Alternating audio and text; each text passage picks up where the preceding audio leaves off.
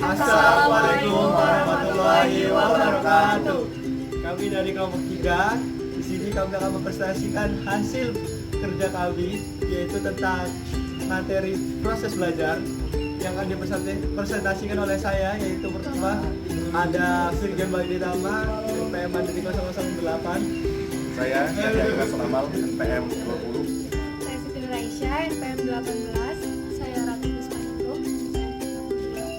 Oke, materi pertama akan disampaikan oleh Saudari Ica. Selamat menyaksikan. Menjelaskan tentang proses belajar. Proses belajar itu suatu aktivitas psikis atau mental yang berlangsung dalam interaksi aktif dengan lingkungan. Nah, di dalam proses belajar ini tadinya belum tahu menjadi tahu, yang tadinya belum paham menjadi paham, kayak gitu. Terus selanjutnya, menurut Sadirman tahun 2011, aktivitas belajar yang bersifat fisik maupun mental. Dalam proses belajar, kedua aktivitas itu harus saling berkaitan. Lebih lanjut lagi, Piaget menerangkan dalam buku Sardiman bahwa jika seorang anak berpikir tanpa berbuat sesuatu, berarti anak itu tidak berpikir. Selanjutnya ada jenis aktivitas belajar. Yang pertama itu ada visual aktivitas. Visual aktivitas itu maksudnya belajar dengan cara melihat. Jadi kita tuh belajarnya ngelihat gitu.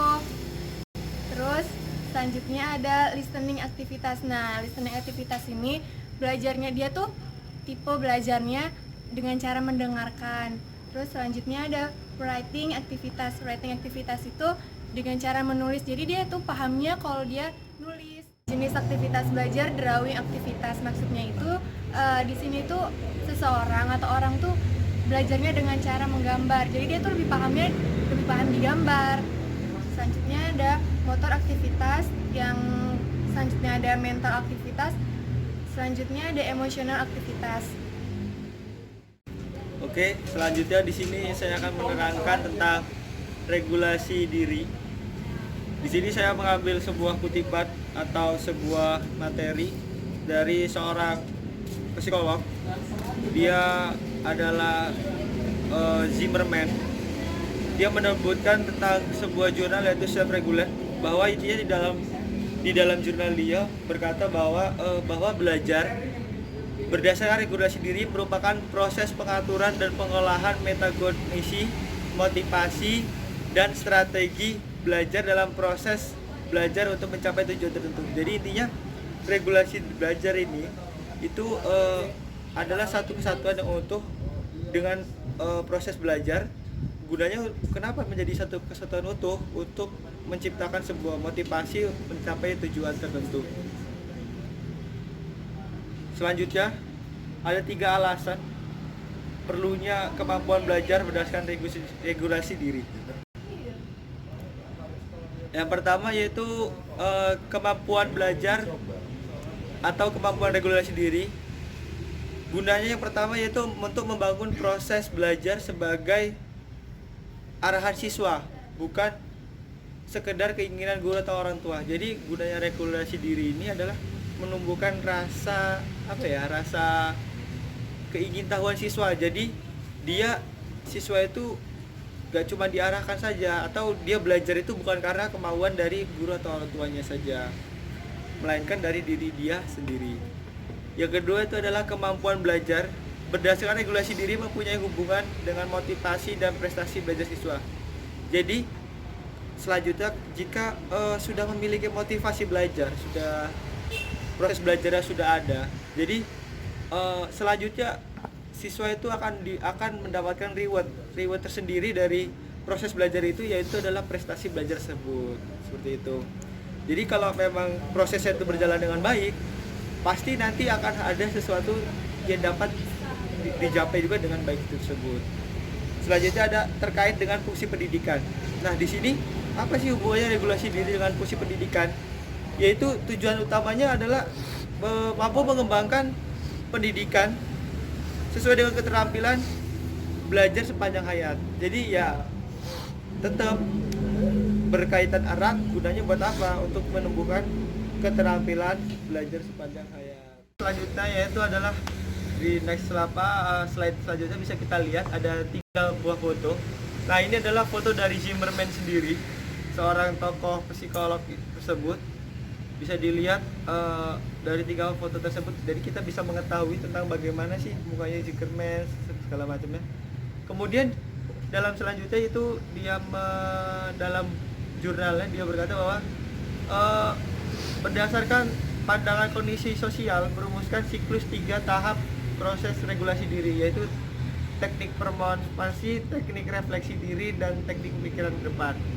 Nah, ini ya dari ketiga teknik ini adalah mendukung kognisi sosial, mendukung proses belajar, mendukung regulasi diri guna tercapainya sebuah hasil yang terbaik.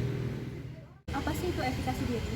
Efikasi diri yaitu hasil dari proses kognitif berupa keputusan, keyakinan, atau penghargaan tentang sejauh mana sih individu memperkirakan kemampuan dirinya dalam melaksanakan tugas atau tindakan tertentu yang diperlukan untuk mencapai hasil yang diinginkan. Nah, di sini efikasi diri itu lebih menekankan pada individu itu sendiri dalam proses pengetahuannya. Selanjutnya, yaitu ada faktor-faktor yang mempengaruhi efikasi diri, yaitu ada 6. Salah satunya ada budaya. Budaya itu mempengaruhi efikasi diri melalui nilai kebudayaan dalam proses pengaturan dirinya. Yang kedua, yaitu adanya gender. Nah, perbedaan gender di sini itu berpengaruh terhadap efikasi diri, di mana bahwa wanita itu lebih tinggi efikasinya dibanding dengan laki-laki dalam mengelola peranannya. Yang ketiga, yaitu sifat tugas yang dihadapi individu. Maksudnya di sini yaitu derajat dari kompleksitas dari tugas yang dihadapi oleh individu akan mempengaruhi penilaian pada dirinya sendiri, pada individu itu sendiri.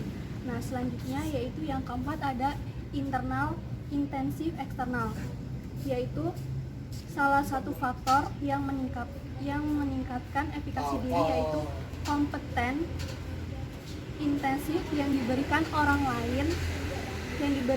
lain untuk merefleksikan keberhasilan individu itu sendiri. Yang kelima yaitu adanya status atau peran individu dalam lingkungan.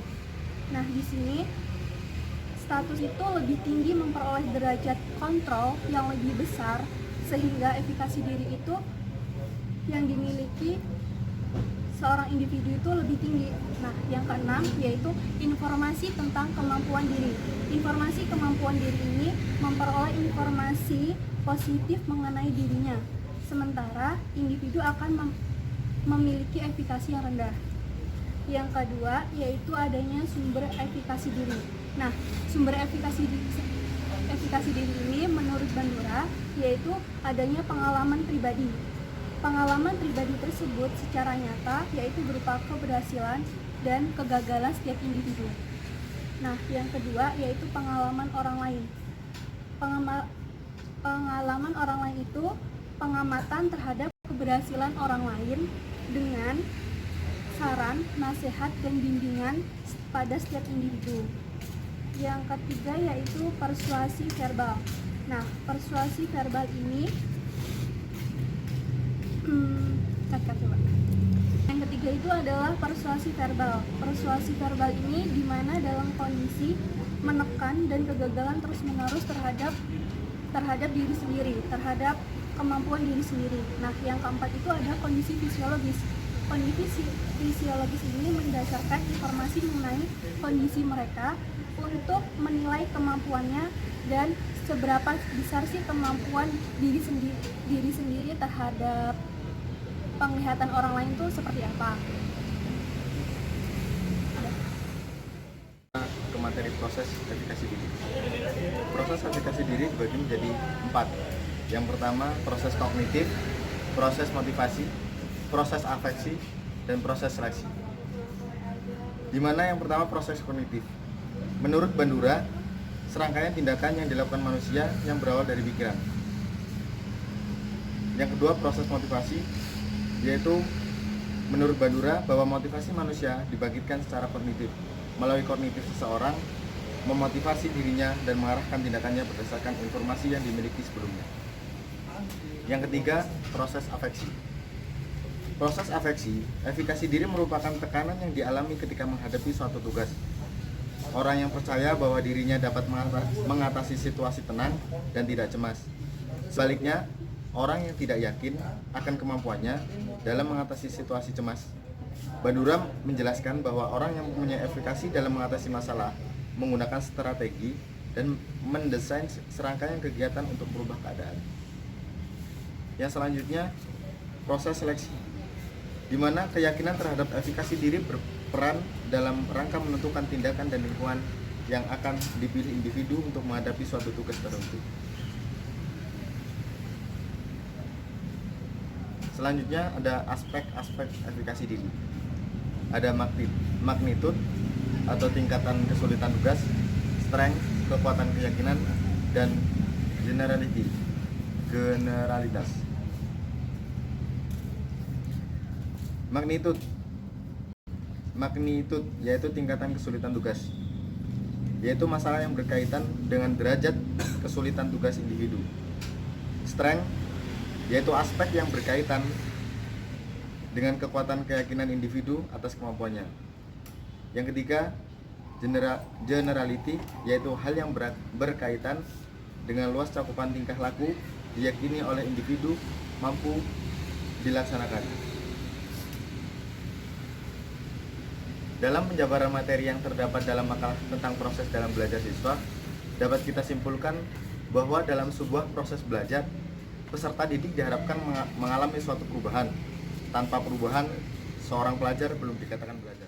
Bila ada salah kata maupun bicara, saya beserta kawan-kawan saya mohon maaf sebesar-besarnya. Akhiri, wassalamualaikum warahmatullahi wabarakatuh.